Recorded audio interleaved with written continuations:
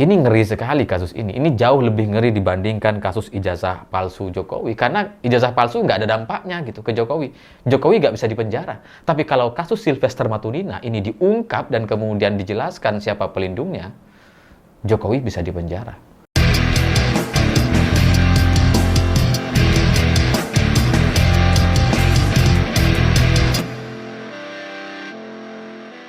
Selamat malam semuanya. Kasus Sylvester Matutina yang sudah divonis hukuman 1,5 tahun penjara sejak 6 tahun yang lalu tapi sampai sekarang tidak pernah ditahan, tidak pernah ditangkap. Awalnya kita pikir ini lelucon. Awalnya kita pikir ini lucu-lucuan aja gitu. Karena dari sekian banyak masyarakat Indonesia, dari ratusan juta warga Indonesia, ini nampaknya yang paling hebat, paling ajaib, paling sakti, Sylvester. Ya karena kalau orang lain yang berkasus gitu ya, itu baru tersangka aja udah ditahan gitu. Itu seperti Tom Lembong, Hasto, baru tersangka udah langsung ditahan. Tapi Sylvester sudah didakwa, sudah divonis 1,5 tahun penjara, tapi sampai sekarang itu tidak pernah ditahan dan kasus ini baru ketahuan 6 tahun kemudian. Jadi ini antara ajaib, sakti, dan agak beruntung Sylvester ini gitu. Karena ya cuma dia yang bisa melakukan itu. Awalnya kita pikir ya ini lucu-lucuan aja lah gitu ya. Ya pokoknya Sylvester ditahan, mungkin kita anggap udah kasus selesai. Tapi semakin ini didiskusikan, semakin ini menjadi pembicaraan publik, tiba-tiba kita jadi mendapatkan banyak sekali pertanyaan. Kita jadi bertanya-tanya kenapa ini tidak ditahan. Padahal ini sudah 6 tahun yang lalu.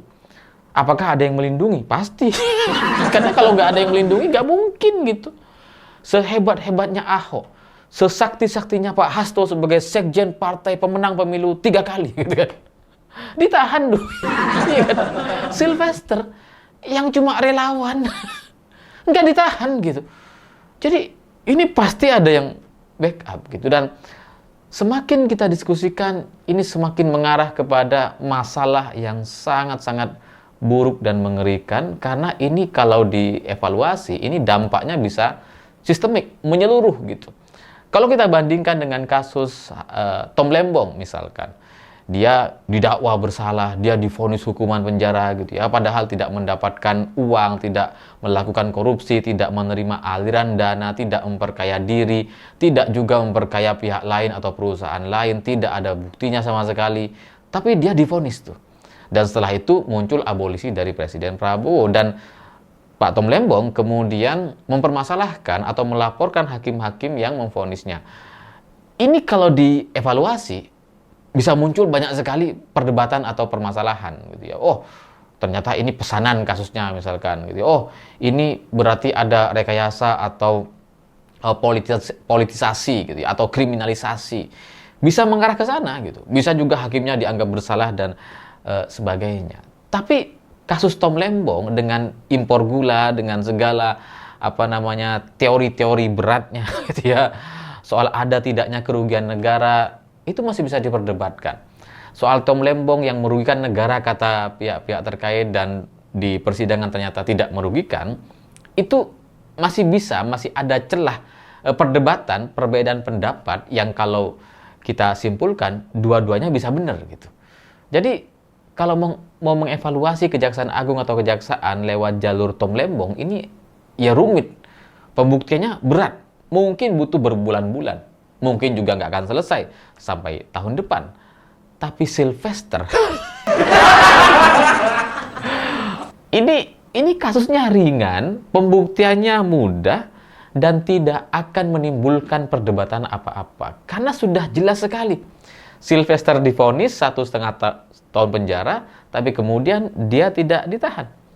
Jadi bisa dipastikan ya ini karena ada pelindungnya, ada orang yang melindungi dia agar dia tidak ditahan meskipun sudah divonis. Jadi mempermasalahkan masalah Sylvester untuk mengevaluasi Kejaksaan Agung atau Kejaksaan secara umum itu lebih mudah dibandingkan mengevaluasi lewat jalur Tom Lembong. Dan bahkan Pak Mahfud MD juga sudah secara jelas, tegas sekali mengatakan yang pasti, kata Pak Mahfud, pasti ada yang melindungi. Sekurang-kurangnya saya katakan yang melindungi kejaksaan. karena yang harus mengeksekusi dan tahu itu kejaksaan. Ini adalah sebuah pernyataan ya khas Pak Mahfud MD yang kalau sudah mengatakan itu nggak ada kemungkinan, pasti. Dan pasti ini ya berarti ada yang salah gitu. Karena kalau sudah dipastikan ada yang melindungi, pasti harus ada yang bersalah, harus ada yang bertanggung jawab. Itu logikanya gitu. Dan ya selama ini bisa dibilang kejaksaan memang melindungi Sylvester dalam tanda kutip karena tidak melaksanakan putusan atau tidak mengeksekusi Sylvester meskipun sudah divonis 1,5 tahun penjara. Jadi ya ini ibarat polisi gitu ya, ibarat ini jangan polisi deh, aparat lah gitu ya, biar nggak buruk-buruk banget polisi. Aparat kemudian menemukan satu tindak kejahatan, ada orang melakukan pencurian atau maling, terus kemudian dibiarkan aja, dim gitu. Salah. Itu aja salah, apalagi ini gitu. Yang di mana-mana di seluruh dunia, kata Mas Anies. Yang namanya orang divonis ya ditahan gitu.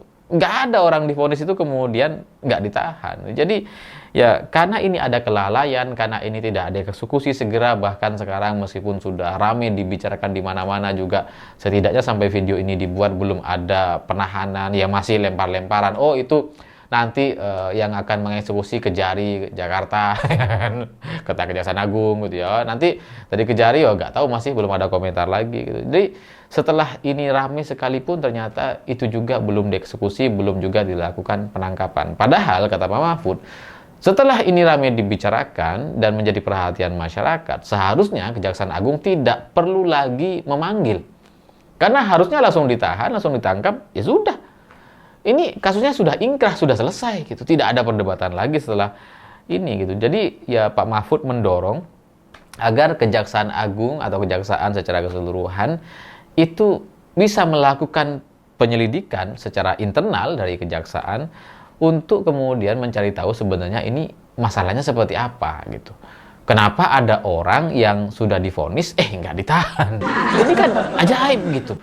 Apakah orangnya ini punya punya ajian misalkan sampai membuat semua orang kejaksaan lupa, yang inget cuma Suryo.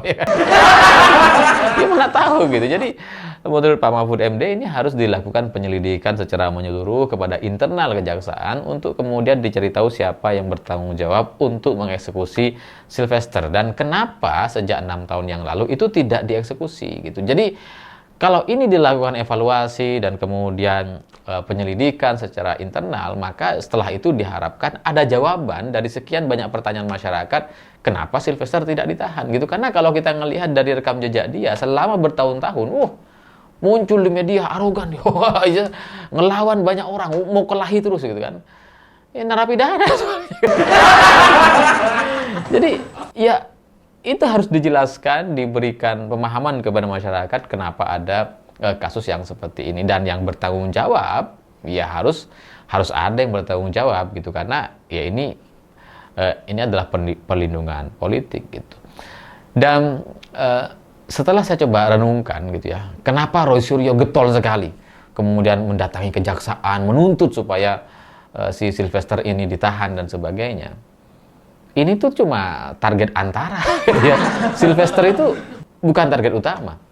Sylvester itu cuma target antara saja gitu, karena ini adalah sebuah kasus yang tidak disangka-sangka, atau mungkin juga sudah disiapkan sama Roy Suryo.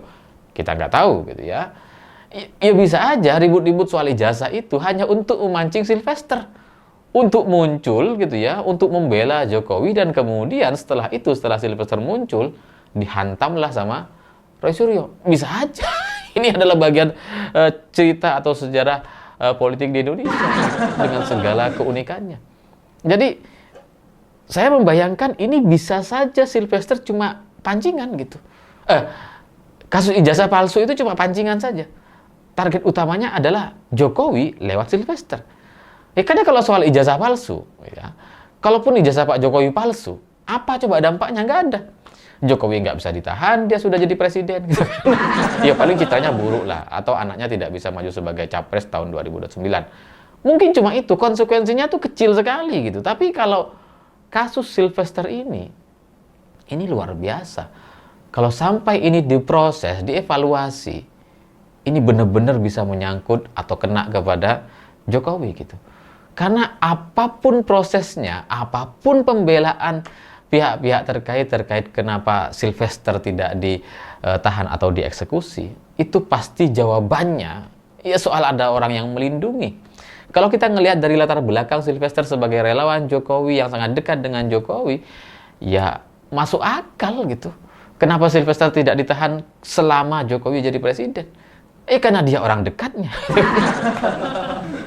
Jadi, saya membayangkan Roy Suryo itu cari ribut soal kasus ijazah palsu.